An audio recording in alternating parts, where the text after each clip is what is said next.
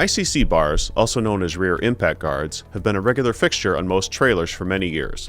Their recent changes in standards have led to even wider adoption. With changing configurations have come difficulties at the loading dock, most notably for loading dock restraints to capture trailers safely. Joining us today is Rich Schlesinger, Director of U.S. Distribution Sales for 4Front Engineered Solutions, who will share with us how trailer ICC bar issues impact operations at the loading dock and how improvements in equipment and key best practices can enhance safety for businesses. So obviously ICC bars play a critical role in road safety, but they can create challenges when it comes to logistics, especially when it comes to safety at the dock. Can you elaborate a little bit about that just from a loading dock standpoint? Absolutely. So ICC bars are used on trailers to stop a car from going all the way underneath a trailer.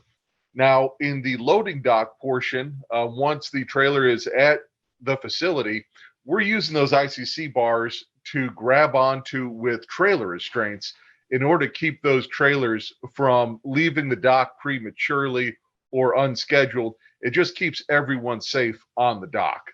So they're kind of serving two purposes. And really, when a trailer manufacturer is designing and building their trailers, they're thinking about it for safety on the road, not necessarily how it's interacting with loading dock equipment once it's at the facility.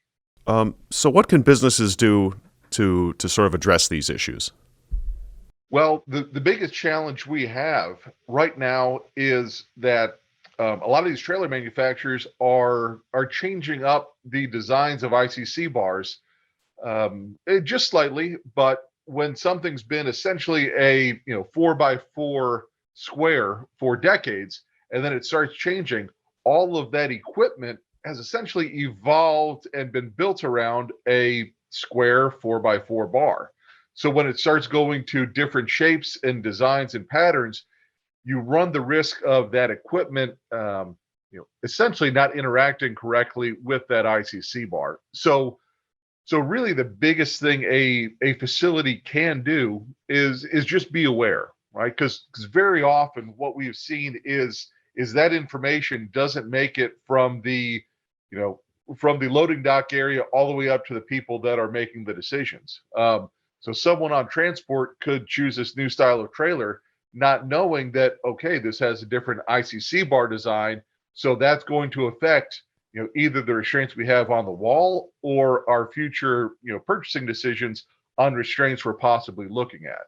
So really the biggest thing is be aware. If you're getting in new fleets of trailers, or if you have an existing fleet, go out and check it out. Look at it. See if it's a square 4x4 bar or if it's something different. And then, contact a local professional, loading dock professional to go out and do a survey and see what needs to be done to make sure all of your safety equipment is interacting and working properly.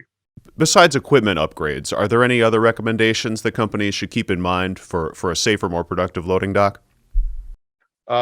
Sure. So when you're on a loading dock, again, equipment upgrades are great, but safety is a key factor. Everyone's trying to do more with less, be faster, be more efficient, turn as many trailers as you can through a loading dock area. So, the biggest thing is keep safety in mind, right? Make sure you're doing the right things in your processes that aren't putting people at, additional risk. Now, again, you said without, adding new equipment, but equipment is a big part of it. There are safety pieces of equipment, trailer restraints. That is the number one thing you can do for safety to make sure that trailers aren't leaving prematurely.